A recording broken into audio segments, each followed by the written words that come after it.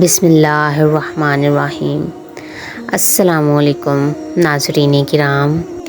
تذکرہ حابیل اور قابیل۔ اللہ تبارک و تعالیٰ کا ارشاد مبارک ہے، وَاتْلُ عَلَيْهِمْ نَبَأَ ابْنَيْ آدَمَ بِالْحَقِّ سے لے کر آیت کریمہ ہے فَأَصْبَحَ مِنَ النَّادِمِينَ تک، اور اس کا ترجمہ یہ ہے کہ انہوں نے پڑھ کر سناؤ آدم کے دو بیٹوں کی سچی خبر۔ جب دونوں نے ایک ایک نیاز پیش کی تو ایک کی قبول ہوئی اور دوسرے کی نا قبول ہوئی۔ بولا، قسم ہے میں تجھے قتل کر دوں گا۔ کہا، اللہ اسی سے قبول کرتا ہے جسے ڈر ہے۔ بے شک اگر تو اپنا ہاتھ مجھ پر بڑھائے گا کہ مجھے قتل کرے تو میں اپنا ہاتھ تجھ پر نہ بڑھاؤں گا کہ تجھے قتل کروں۔ میں اللہ سے ڈرتا ہوں جو مالک ہے سارے جہانوں کا۔ میں تو یہ چاہتا ہوں کہ میرا اور تیرا گناہ دونوں تیرے ہی پلہ پڑے تو دوزخی ہو جائے، اور بے انصافوں کی یہی سزا ہے۔ تو اس کے نفس نے اسے بھائی کے قتل کا چاؤ دلایا تو اسے قتل کر دیا تو رہ گیا نقصان میں۔ تو اللہ نے ایک کوا بھیجا زمین کریدتا کہ اسے دکھائے، کیونکہ اپنے بھائی کی لاش چھپائے۔ بولا، ہائے خرابی، میں اس کوے جیسا بھی نہ ہو سکا کہ میں اپنے بھائی کی لاش چھپاتا، پچھتاتا رہ گیا۔ ناظرین کرام، حضرت ابن مسعود، مرہ ابن عباس اور دیگر کئی صحابی رضوان اللہ علیہم اجمعین سے منقول ہے کہ حضرت آدم علیہ السلام ہر حمل سے پیدا ہونے والے لڑکے کی شادی دوسرے حمل سے پیدا ہونے والی لڑکی سے کرتے تھے، یعنی جڑواں بچے پیدا ہوتے تھے، ایک جوڑا صبح کا اور ایک شام کا، تو جو صبح کا جوڑا تھا اس کی شادی شام والے جوڑے سے ہو جاتی تھی۔ تو اس دستور کے مطابق حابیل نے قابیل کی بہن سے شادی کرنے کا ارادہ کیا۔ قابیل جو کہ عمر میں بڑا بھی تھا، اس کی بہن بہت خوبصورت تھی۔ قابیل کا خیال تھا کہ وہ اپنے بھائی پر فوقیت رکھتا ہے۔ حضرت آدم علیہ السلام نے حکماً ارشاد فرمایا کہ قابیل اپنی جڑواں بہن کی شادی حابیل سے کرو۔ قابیل نے انکار کر دیا۔ حضرت آدم علیہ السلام نے دونوں بیٹوں کو قربانی کرنے کا حکم دیا اور خود ادائیگی حج کے لیے مکہ مکرمہ تشریف لے گئے۔ جب آپ مکہ مکرمہ روانہ ہو گئے تو دونوں بیٹوں نے اپنی اپنی قربانی کی۔ حابیل نے، جو کہ مال مویشی والے تھے، انہوں نے فربا بکری کا بچہ قربانی کے لیے پیش کیا۔ قابیل نے اپنی زرعی پیداوار میں سے فصل کا ایک ناکارہ اور ردی گٹھا قربانی کے لیے پیش کیا۔ جب دونوں اقسام کی قربانیاں پیش کر دی گئی تو آسمان سے آگ اتری جس نے حابیل کی قربانی کو بھسم کر دیا اور قابیل کی قربانی ویسے ہی چھوڑ دیا۔ اس وقت قربانی کی قبولیت کی علامت یہی تھی کہ جب قربانی کی چیز کو کسی بلند جگہ پر رکھ دیا جاتا تو آسمان سے آگ ظاہر ہوتی، تو جس قربانی کو آگ جلا ڈالتی وہ بارگاہ الہیہ میں مقبول متصور ہوتی، اور جسے آگ نہ چھوتی وہ مردود سمجھی جاتی۔ قربانی قبول نہ ہونے کی وجہ سے قابیل غضبناک ہوا اور کہنے لگا کہ اگر تو میری جڑواں بہن سے نکاح کرنے سے باز نہ آیا تو میں تجھے قتل کر دوں گا۔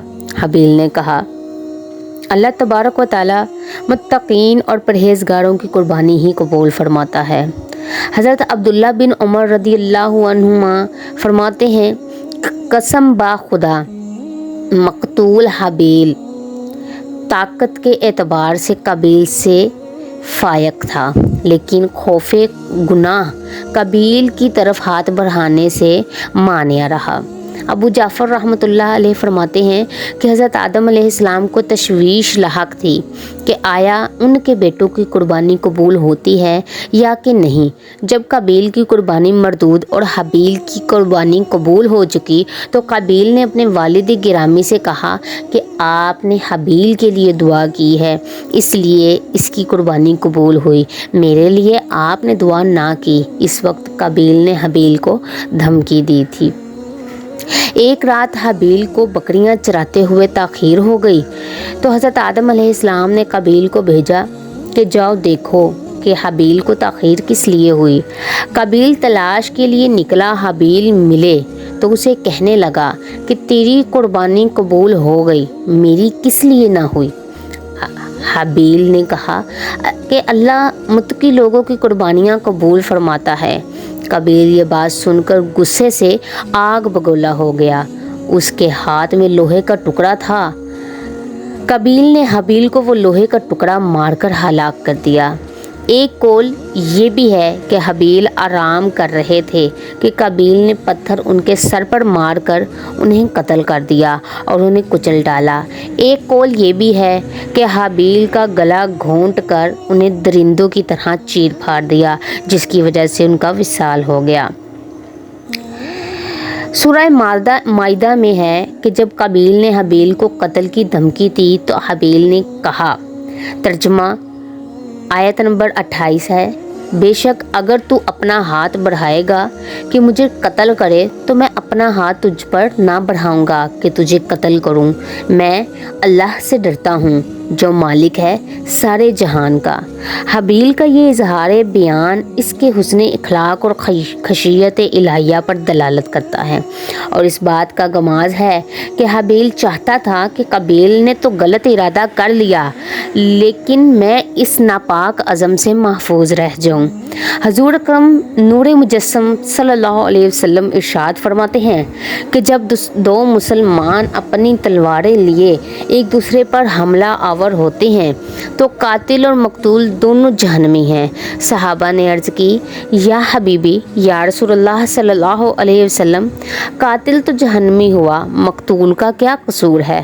آپ صلی اللہ علیہ وسلم نے ارشاد فرمایا کہ وہ بھی مسلمان بھائی کو قتل کرنے کا حریص تھا لیکن داؤ نہ چل سکا۔ آگے سورہ مائدہ کی آیت نمبر 29 میں حابیل نے کہا، میں تو یہ چاہتا ہوں کہ میرا اور تیرا گناہ دونوں تیرے ہی پلہ پڑیں تو دوزخی ہو جائے، اور بے انصافوں کی یہی سزا ہے۔ یعنی اگرچہ قوت و طاقت میں میں تجھ سے زیادہ ہوں لیکن میں نے تجھے قتل نہ کرنے کا ارادہ کر لیا ہے، اور میں نے پختہ عزم کر لیا ہے کہ میرے قتل کا گناہ اور اس سے قبل جو گناہ تو کر چکا اس کا بوجھ تو اٹھائے۔ اس کی وضاحت کرتی جاؤں کہ اس سے یہ مراد نہیں ہے کہ مقتول کے تمام گناہ محض قتل کے ارتکاب سے ہی قاتل کے کھاتے میں ڈال دیے جاتے ہیں، جس طرح کے بعض لوگوں کا وہم ہے۔ اس پر ایک حدیث بھی پیش کرتے ہیں کہ ما ترک القاتل علی المقتول من الذنب، کہ قاتل مقتول پر کوئی گناہ نہیں چھوڑتا۔ اس حدیث کی نہ کوئی اصل ہے اور نہ ہی کتب حدیث میں کہیں اس کا تذکرہ ہے، بلکہ ابن جریر رحمۃ اللہ علیہ نے اس نظریہ کے خلاف اجماع نقل کیا ہے۔ ہاں البتہ بعض لوگوں کے بارے میں ایسا اتفاق پیش آ سکتا ہے کہ روز محشر مقتول قاتل سے اپنے ظلم کے بارے مطالبہ کرے گا۔ قاتل کی نیکیاں اگر اس ظلم کا بدلہ نہ بن سکی تو مقتول کے گناہ قاتل کے ذمہ لگا دیے جائیں گے، جیسا کہ حدیث طیبہ میں تمام مظالم کے بارے میں ایسا ذکر ہے، اور قتل سب سے بڑا ظلم ہے۔ امید کرتی ہوں کہ آپ کو یہ سٹوری، یہ واقعہ پسند آیا ہوگا۔ اگر آپ کو اچھا لگے تو ویڈیو کو لائک اور شیئر لازمی کریے گا، اور اگر یہ ویڈیو آپ ٹک ٹاک پر دیکھ رہے ہیں تو ٹک ٹاک کو فالو کریے گا، اور اگر یوٹیوب پر دیکھ رہے ہیں تو سبسکرائب کرنا نہ بھولیے گا۔ ملتے ہیں نیکسٹ ویڈیو میں، تب تک کے لیے اللہ حافظ۔